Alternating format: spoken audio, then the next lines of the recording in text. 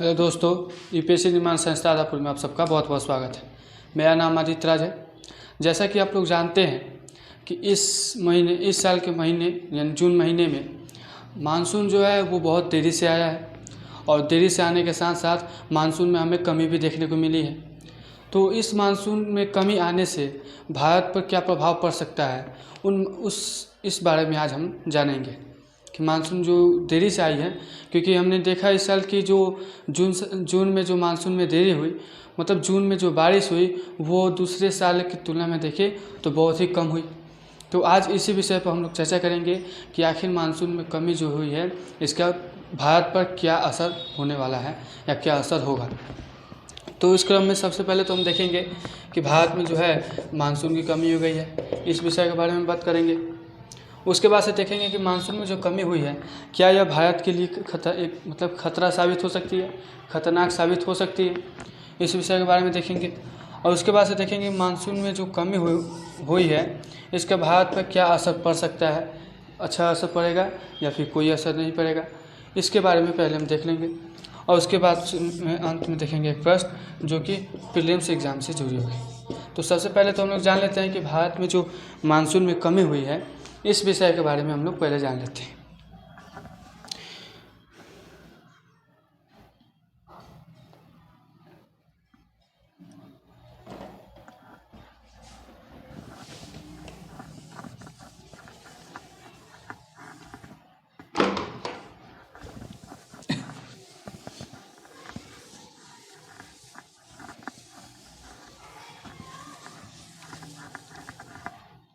चलिए देखिए तो ऐसे जो है वर्ष में जो 4 महीने होते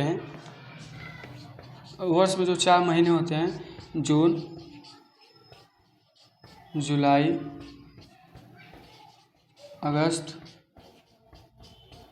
और सितंबर, इन 4 महीनों में जो है वर्ष के ये 4 महीने ऐसे होते हैं जिनमें जो है वर्षा होती है, यानी कि ये जो है ये वर्षा ऋतु के महीने हैं।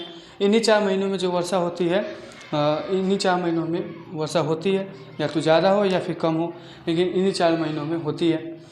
तो इस बार हुआ क्या कि देखा जाए अगर तो सिर्फ अभी तो जून ही चल रहा है, तो देखा जाए तो जून में जो है वर्षा की मात्रा में हमें बहुत ही कमी देखने को मिली है।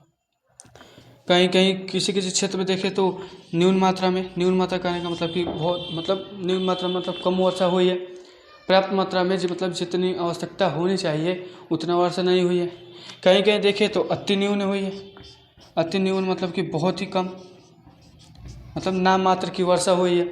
वर्षा होने या ना होने से वहाँ पर कोई असर पड़ा नहीं है। तो ऐसे ऐसे कई क्षेत्र हैं जहाँ पे वर्षा हुई है, वर्षा नहीं हुई है।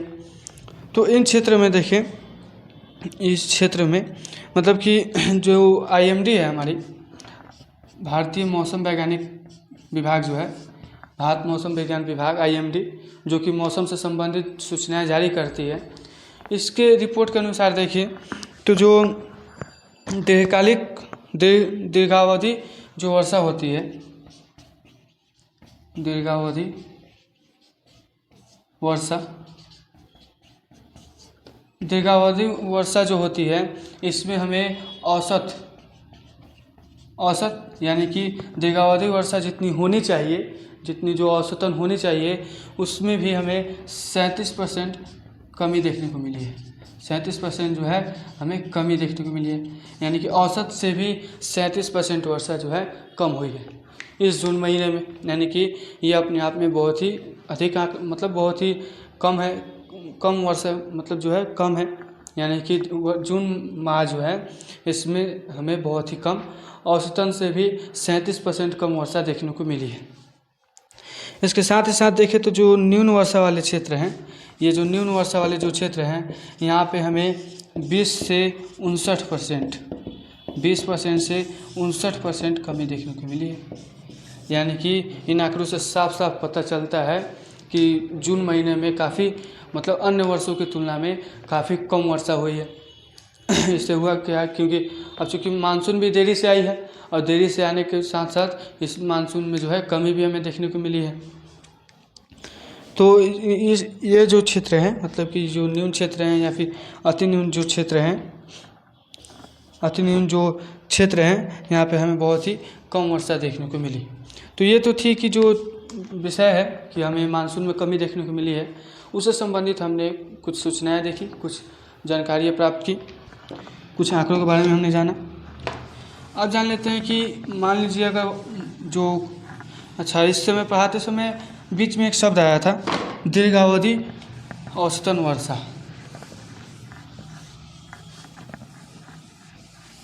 जो है दीर्घावधि वर्षा जो थी, जिसका मैंने बात किया, दीर्घावधि वर्षा। तो दीर्घावधि वर्षा के बारे में हम लोग जान लेते हैं कि आखिर ये दीर्घावधि वर्षा है क्या। इसमें होता क्या है कि एक लंबे समय के बाद, लंबे समय कहने का मतलब जैसे मान लीजिए 30 वर्ष भी हो सकता है, ये 30 वर्ष भी हो सकता है, 50 वर्ष भी हो सकता है, ज़्यादा से ज़्यादा होगा तो 100 वर्ष भी हो सकता है। यानी कि एक लंबे समय के बाद होता क्या है कि मतलब एक लंबे समय के बाद होता क्या है कि जो वर्षा हुई रहती है, उस वर्षा की मतलब वर्षा की मात्रा का औसतन निकाला जाता है, औसत निकाला जाता है कि कितना औसतन कितना वर्षा हुई है। तो यही 30 वर्ष, 50 वर्ष या 100 वर्ष के अंतराल पर, 100 वर्ष के अंतराल पर सभी की 30 वर्षों की जो 30 वर्ष में जो वर्षा हुई रहती है, उसके सभी आंकड़े इकट्ठे किए जाते हैं और पता लगाया जाता है जो वर्षा के बारे में कि औसतन कितनी वर्षा हुई है, उसी को कहते हैं दीर्घावधि औसत वर्षा। दीर्घावधि औसत वर्षा कि एक लंबे समय के बाद, दीर्घ मतलब होता है लंबा, अवधि मतलब समय, एक लंबे समय के बाद जो है औसतन वर्षा में कितनी वृद्धि या फिर कितनी कमी देखने को हमें मिली है। तो इसके लिए जो है दीर्घावधि औसत वर्षा जो है इसके आंकड़े निकाले जाते हैं। गणना में हमें कई दशक, जैसे यहाँ 3 दशक, 5 दशक, 10 दशक, मतलब कई दशक के आंकड़े हम के आधार पर जो है इस जो दीर्घावधि वर्षा की औसत है उससे निकाले जाते हैं, दीर्घावधि वर्षा जो है निकाली जाती है। इसके साथ ही साथ देखिए अब, तो ये तो थी जो दीर्घावधि और औसत वर्षा के बारे में हमने बात की, उसके बारे में। अब देख लेते हैं कि मान लीजिए मानसून में जो कमी हो रही है, तो क्या इस कमी से क्या यह कमी जो है मानसून में कमी भारत के लिए खतरनाक साबित हो सकती है? तो उसके बारे में भी हम देख लेते हैं। देखिए तो अगर IMD जो कि भारत का जो है एक भारतीय मौसम विज्ञान केंद्र, भारतीय मौसम विज्ञान विभाग,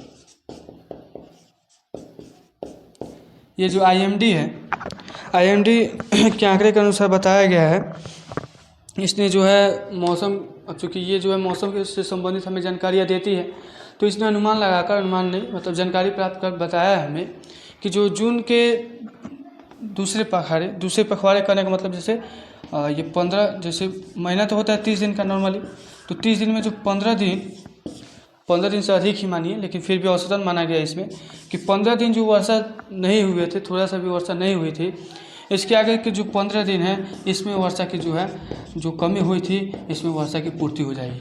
यानी कि इस 15 दिन में जो है वर्षा की मात्रा में हमें बताई जाए, इसके अनुसार बताया गया है कि जो आगे दूसरे पखवाड़े हैं, यानी जून के जो अंतिम दिन है, उन दिनों में जो है ज़ोर ज़ोर से वर्षा होगी, बहुत ही ज़ोर से वर्षा होगी। ऐसी जो है सूचनाएं दी गई हैं, किसके द्वारा?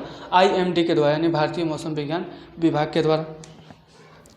इसके बाद से देखिए तो जो IMD मौसम विज्ञान है, ये जैसे मान लीजिए बताया है, वर्षा तो ऐसे बताया कि जोर जोर से होगी, लेकिन मान लीजिए अगर कम भी रहती है, वर्षा कम भी रहती है, तो इससे भारत पर कोई खास असर पड़ेगा नहीं।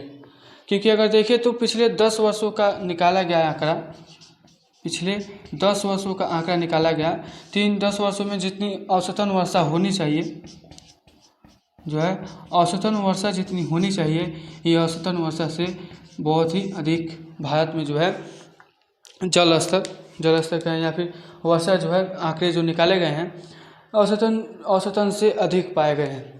तो अगर मान लीजिए मानसून में जो है थोड़ा सा कमी भी देखने को मिलती है, तो इससे भारत को कोई इससे जो है भारत पर कोई खास असर पड़ने वाला नहीं है।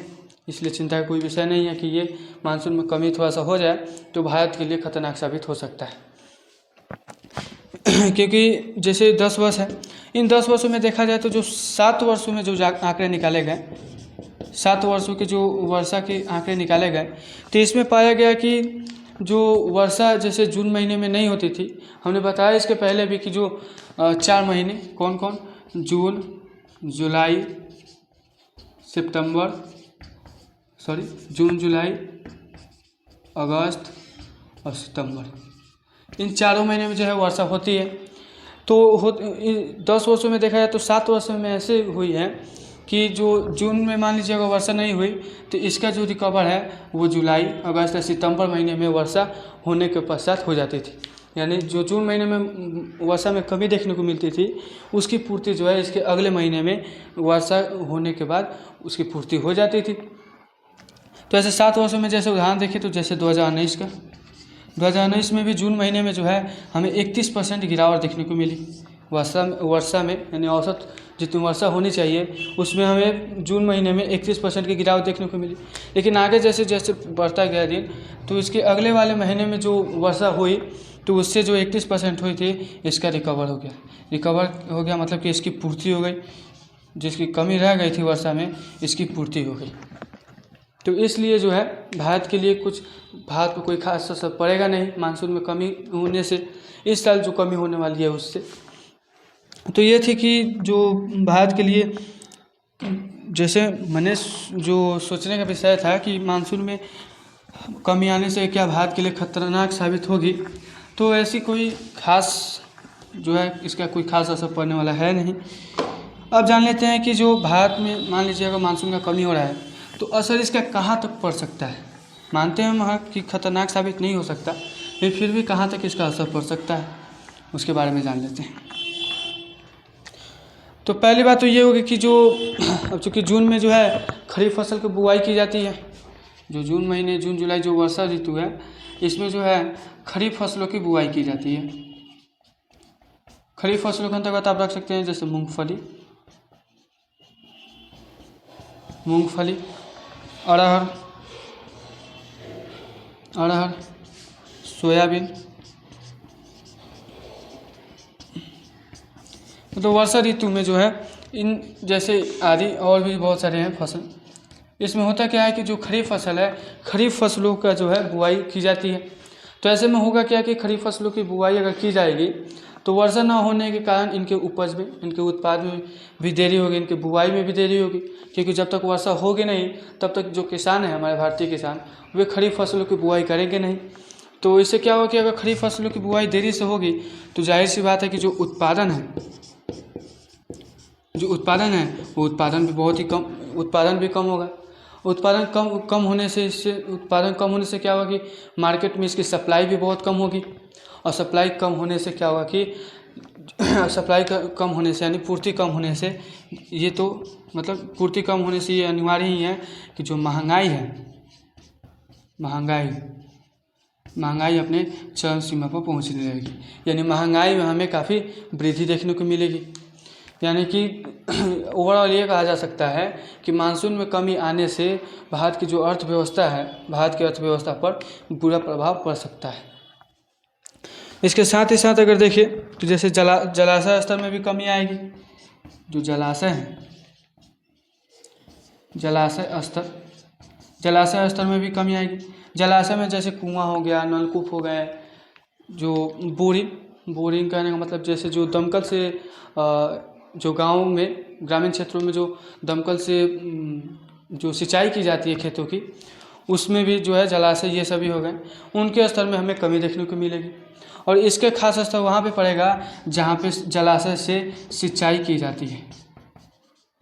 जलाशय से जहाँ सिंचाई की जाती है उन क्षेत्रों में इसका काफ़ी बुरा प्रभाव पड़ेगा, क्योंकि अगर जलाशय के स्तर में कमी होगी तो सिंचाई करने में भी जल की हमें कमी महसूस होगी, कमी होगी, जिसके कारण जो है उत्पादन में भी कमी होगा, फसलें जो हैं अच्छे से जो है उपज नहीं पाएंगे।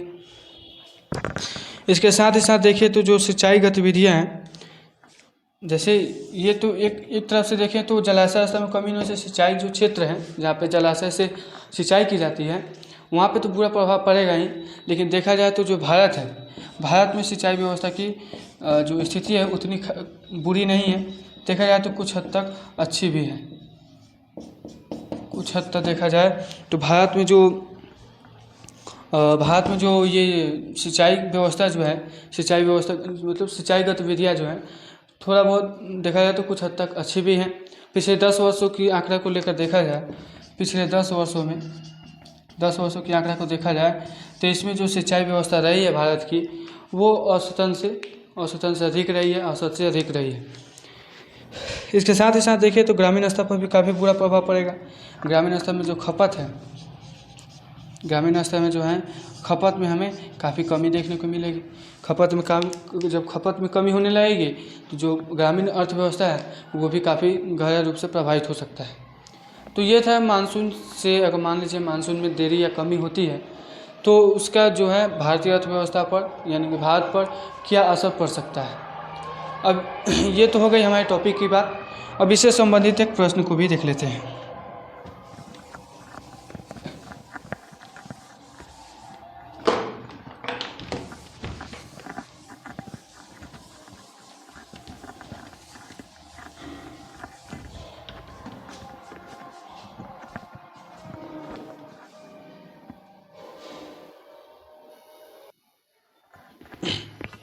चलिए, हमने तो की अपने टॉपिक से संबंधित बातें। अब देख लेते हैं उस टॉपिक से संबंधित एक प्रश्न को। प्रश्न इस प्रकार है कि निम्नलिखित में से कौन सी जो है खरीफ फसल नहीं है। ऑप्शन ए है मूंगफली, ऑप्शन बी है गेहूं, ऑप्शन सी है सोयाबीन और ऑप्शन डी है अरहर। आशा है कि मेरे द्वारा पढ़ाए गए इस वीडियो में तथ्यों के आधार पर आप इस प्रश्न का उत्तर देने में सक्षम होंगे। आप इस प्रश्न का उत्तर कमेंट बॉक्स में दे सकते हैं। इसी के साथ आज की हम लोग की टॉपिक समाप्त होती है। जल्दी मिलते हैं एक नए टॉपिक के साथ। तब तक हंसते रहिए, हंसाते रहिए और पढ़ते रहिए, पढ़ाते रहिए। धन्यवाद।